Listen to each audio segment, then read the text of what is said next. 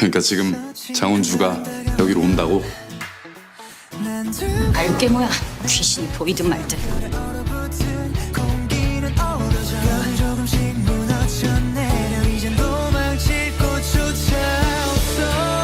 대 선수가 챔피언십에서 짜릿한 샷을 선보이며 3라운드 단독 선두로 올라섰습니다. 혹시 우리가 못 놓친 게 없나 그걸 찾아야 돼요. 2심에서 확실히 뒤집을 수 있는. 다은 거 아니야? 어떡해? 그럼 큰일인데? 저기요, 저 혹시 그쪽이랑 내가 그쪽 전혀 내 취향 아니거든요. 스모킹건. 사실 장은주 씨 실종되기 전에 우리 호텔에 왔었어. 이게 우연일 수가 있나? 가보자, 삼자 되면. Welcome back to Kdramas Decoded, and don't forget to subscribe so you never miss an episode of your favorite K-drama. Today we're recapping episode 2 of Spooky in Love. The previous episode ended with Yori unexpectedly running into prosecutor Kang-wook once again, and their reunion is just as awkward as ever. The episode opens with Kang-wook stopping Yori before she can leave. Since Yori hates being touched, she immediately pulls away and pushes him back. Kang-wook is caught off guard, but he's even more surprised when he learns that Yori is actually the CEO of the hotel. He asks why she's been avoiding him, and Yori bluntly admits that she's been ignoring him on purpose. Kang-wook jokingly asks if he's some kind of virus.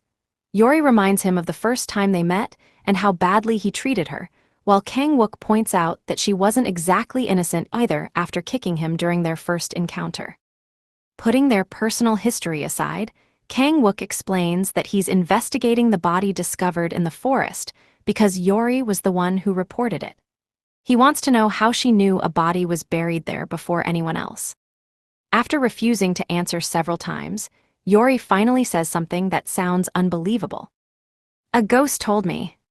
Naturally, Kang-wook doesn't believe her and laughs it off. Before the conversation can continue, Yori's grandmother arrives, bringing the discussion to an end. Outside the hotel, Kang-wook runs into Sang-yi, who casually mentions that Yori's family owns the hotel and even jokes that he could help Kang-wook find a job there. The conversation becomes more serious when Sang-yi brings up his former girlfriend, Yoonju, who disappeared after staying at the hotel. Meanwhile, Yori's grandmother privately asks if Yori can still see ghosts. She believed an old ritual had ended Yori's connection to the spirit world, but Yori brushes the question aside and insists she was only joking earlier. Later, the hotel's management discusses the incredible success of Raymond Hotel in Jeju Island. After expanding through international partnerships, the hotel has become one of the most successful in the country. Yori's grandmother suggests they should consider a similar collaboration to improve their own business. Elsewhere, Kang-wook visits the orphanage where he grew up, spending time with the children and showing a much kinder side of his personality. While retrieving a ball that accidentally lands in a restricted room, he suddenly remembers an important detail about the hotel where Sang-yi stayed. The neighboring rooms were connected by balconies. That single memory gives him a completely new theory about the murder. At the same time, Sang-yi attends a sporting event with Harai's family. Harai jokingly says he must be possessed because his performance has become so poor.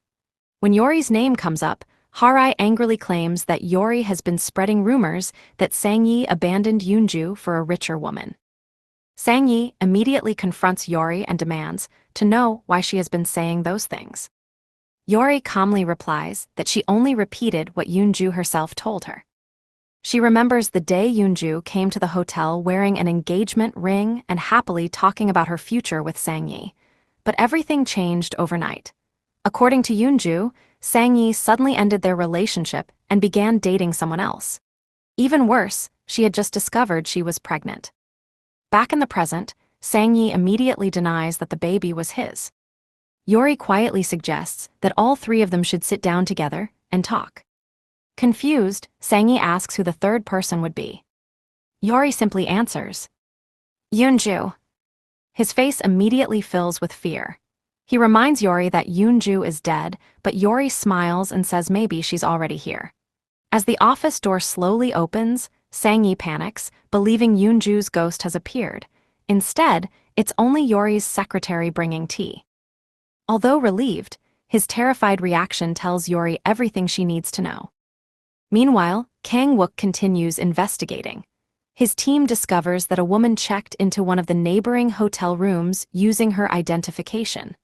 However, after questioning her, they learn she only met Sang-yi once after he kindly offered her a ride to a job interview. She accidentally left her wallet in his car, and he later returned it by courier. Then another clue changes everything. Security footage reveals that Sang-yi secretly bought a woman's wig before the murder.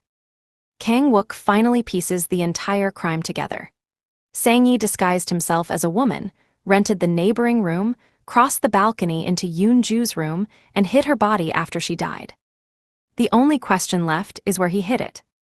After carefully reconstructing the timeline, Kang-wook realizes Sang-yi never had enough time to leave the hotel. The body must still be inside. Searching the rooftop, Kang-wook notices the hotel's water tank. Just as he's about to climb up, Yori unexpectedly grabs his leg, startling both of them. Moments later, Kang-wook opens the tank and discovers Yoon-ju's body. Flashbacks finally reveal what happened that night.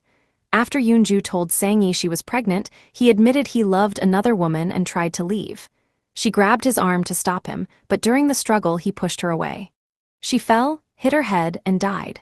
Panicking, Sang-yi hid her body inside the hotel's water tank. Later, while celebrating a sporting victory with Harai, Sang-yi is suddenly surrounded by police officers. Kang-wook arrives with an arrest warrant, and Sang-yi is arrested for Yoon-ju's murder. Back at the hotel, Kang-wook thanks Yori for helping solve the case and once again asks how she knew where the body was hidden.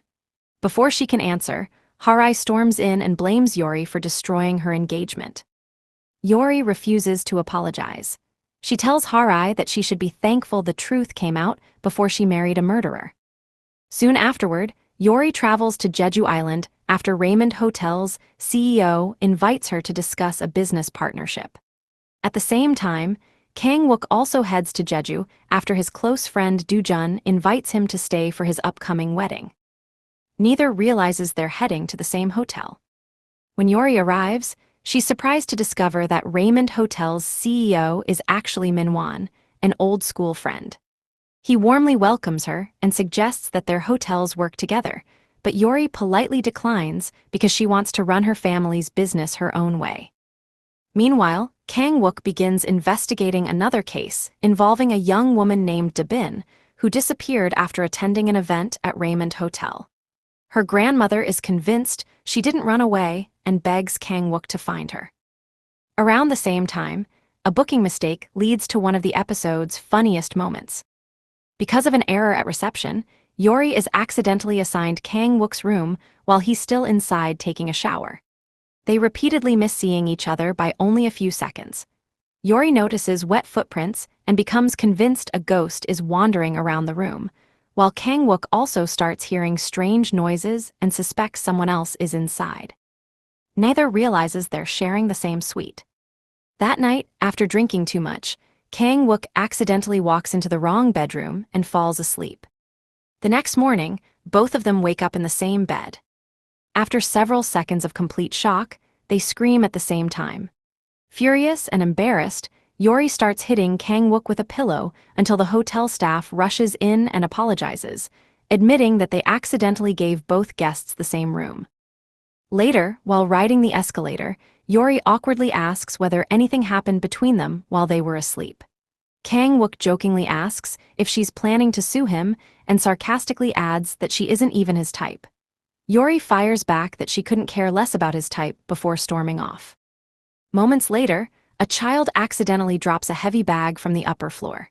Kang-wook immediately rushes forward and pushes Yori out of the way, taking the impact himself. Min-won witnesses everything and thanks Kang-wook for protecting her, though it's obvious Kang-wook isn't thrilled by how close Min-won and Yori seem to be. As Kang-wook continues searching for Da-bin, he discovers security footage and a tablet revealing that Da-bin secretly photographed confidential documents shortly before she disappeared. Following the investigation, he tracks her final movements to a remote location. To his surprise, Yori is already there. Before either of them can explain why they've come, Yori slips near the water. Kang-wook instinctively tries to catch her, but because she hates physical contact, she keeps pulling her hands away until both of them tumble into the water together.